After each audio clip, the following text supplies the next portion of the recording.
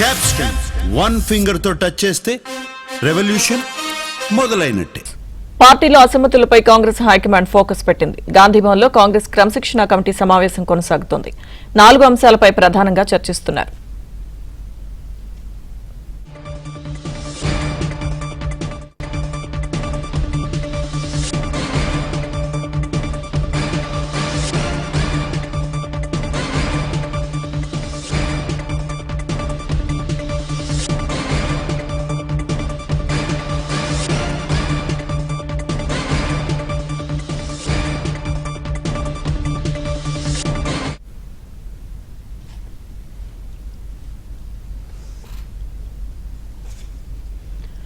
పార్టీలో అసమ్మతులపై Congress high command focus పెట్టింది. గాంధీభవన్లో కాంగ్రెస్ క్రమశిక్షణ కమిటీ సమావేశం కొనసాగుతోంది.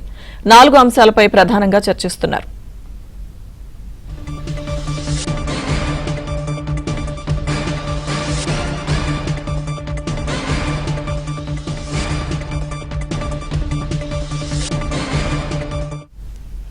గాంధీభవన్లో సమావేశానికి సంబంధించిన పూర్తి సమాచారం మా ప్రతినిధి సిద్ధార్థ్ అందిస్తారు.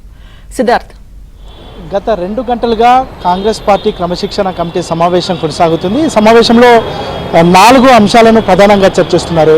దాని ఎజెండాకి సంబంధించినటువంటి విషయాలను చూస్తే కొండా సురేఖ కూతురు సుష్మిత చేసినటువంటి వ్యాఖ్యలు, కొండా సురేఖకి ఇచ్చినటువంటి షోకాజ్ నోటీస్, దానికి కొండా సురేఖ ఇచ్చినటువంటి వివరణ, దీనికి సంబంధించినటువంటి అంశంపై ఏ విధంగా వ్యవహరించాలనే అంశానికి సంబంధించి క్రమశిక్షణ కమిటీ భేటీ అయింది. దానికి సంబంధించిన అంశాన్ని చర్చిస్తుంది. ఇక చిన్నారెడ్డి ఇచ్చినటువంటి వివరణ పైన ఎలాంటి నిర్ణయం తీసుకోవాలనే అంశాన్ని కమిటీ పరిశీలిస్తుంది. చిన్నారెడ్డి తనకు కాంగ్రెస్ అన్న, కాంగ్రెస్లోని క్రమశిక్షణ నియమావళి అన్న తనకు ఎంతో గౌరవం ఉందని, ముఖ్యంగా కాంగ్రెస్ పార్టీ అగ్రనేతలైనటువంటి రాహుల్ గాంధీ, సోనియా గాంధీ, మల్లికార్జున ఖర్గే వీళ్ళందరి నిర్ణయాలను కూడా ఎప్పటికీ కట్టుబడి ఉంటారు. కానీ కాంగ్రెస్ పార్టీలో జరుగుతున్నటువంటి అంతర్గత విషయాలను అక్కడ ఉన్నటువంటి కార్యకర్తల మనోభావాలను చెప్పే ప్రయత్నం చేశాను తప్ప కాంగ్రెస్ పార్టీకి ఎన్నడూ తాను వ్యతిరేకంగా వివరించలేదనే విషయాన్ని చిన్నారెడ్డి తన లేఖ రూపంలో తెలియజేశారు. ఇక ఈ లేఖలో పేర్కొన్నటువంటి విషయాలన్నింటి, అంటే అక్కడ జరిగినటువంటి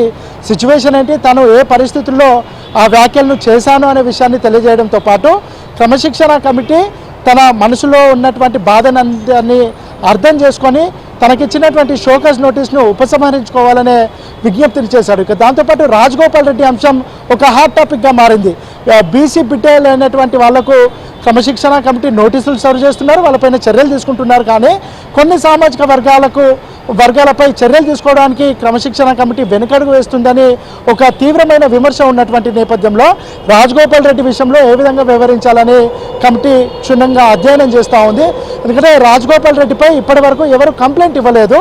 కానీ ఈరోజు జరిగినటువంటి ప్రెస్ మీట్లో ప్రభుత్వ విప్పులు, కొంతమంది ఎమ్మెల్యేలు ఒక కీలకమైన ప్రెస్ కాన్ఫరెన్స్ చేశారు. అందులో తాము మాట్లాడుతున్నటువంటి మాటలనే కంప్లైంట్గా తీసుకోవాలి క్రమశిక్షణ కమిటీ అని ఎమ్మెల్యేలు చెప్పినటువంటి నేపథ్యంలో క్రమశిక్షణ కమిటీ రాజగోపాల్ రెడ్డి వ్యవహారాన్ని సుమోటుగా తీసుకుంటుందా లేదా అనేది చూడాలి. ఇక దాంతోపాటు ఇటీవల పార్టీ ఇన్ఛార్జ్గా, ఆదిలాబాద్ ఇన్ఛార్జ్గా ఉన్నటువంటి కంది శ్రీనివాసరెడ్డికి ఒక షోకాజ్ నోటీస్ ఇచ్చారు.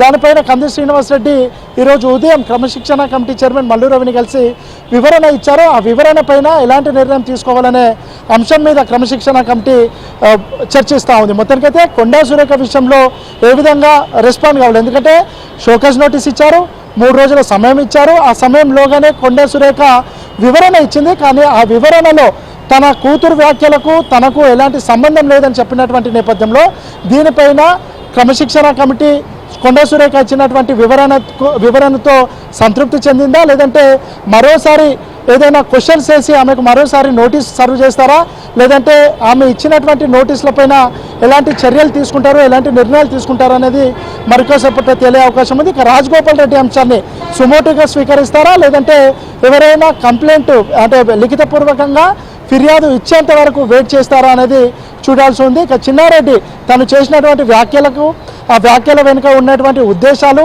అవన్నీ తెలియజేస్తూ తనకిచ్చినటువంటి నోటీసును విత్డ్రా చేసుకోవాలని ఒక అప్పీల్ చేసినటువంటి నేపథ్యంలో క్రమశిక్షణ కమిటీ ఏం చేస్తుందనేది చూడాలి. మరొక 40 నిమిషాల్లో క్రమశిక్షణ కమిటీ భేటీ ముగిసిన తర్వాత వాళ్ళు మీడియాను అడ్రస్ చేస్తారు. ఈరోజు జరిగినటువంటి సమావేశ సారాంశాన్ని, అందులో తీసుకున్నటువంటి నిర్ణయాలని, భవిష్యత్తు కార్యాచరణను మీడియాకు వివరించే అవకాశం ఉంది. Right, thank you Siddharth.